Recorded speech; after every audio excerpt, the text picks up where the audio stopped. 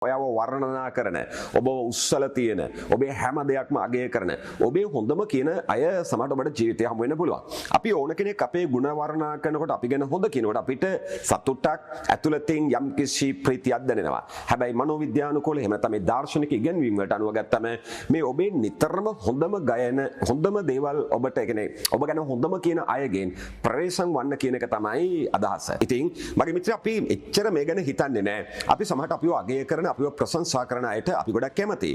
හැබැයි සමහර වෙලාවට අපි ගාව නැති ගුණ ගායනා කරනකොට සමහර අපි වැරදි තීරණයක් අරගෙන තියෙද්දි නෑ නෑ ඒක හරි ෂෝක් තීරණයක් කියලා කියනකොට අපිට වරදින්න තියෙන සම්භාවිතාවම ඉතා වැඩි. මගේ මිත්‍රයා ඔබ ජීවිතේ සාර්ථකත්වයක් අපේක්ෂා කරන කෙනෙක් නම් නිතර ඔබව පසසන අගයන ඔබව වර්ණනා කරන හැම විටම ඒ වැඩේම කරන අයගෙන් ප්‍රවේශම් වන්න. සමහර විට ඔබට ඔබෙන් ඔවුන්ට ලැබෙන්න තිබෙන ලාභ ප්‍රයෝජන වරප්‍රසාද අහිමි වේවි කියන බියට ඔබෙන් යම් යම් දේවල් ලබා ගැනීමේ අපේක්ෂාවෙන් ඔබව අතිශෝක්තියෙන් වර්ණනා කරනවා විය හැකි. ඔබ අත්හැරිය යුතු සබඳතාවයේ දුරස් කළ යුතු පළමු මිත්‍ර අපි බුදුහමට අනුව කියන මිත්‍ර ප්‍රතිරූපකයන් කියලා මිතුරු ලෙසින් ඔබ ගාව සිටින වර්ගය තමයි අතිශෝක්තියෙන් ඔයව වර්ණනා කරන අයගෙන් ඔබ තරමක් ප්‍රවේශම් වන්න.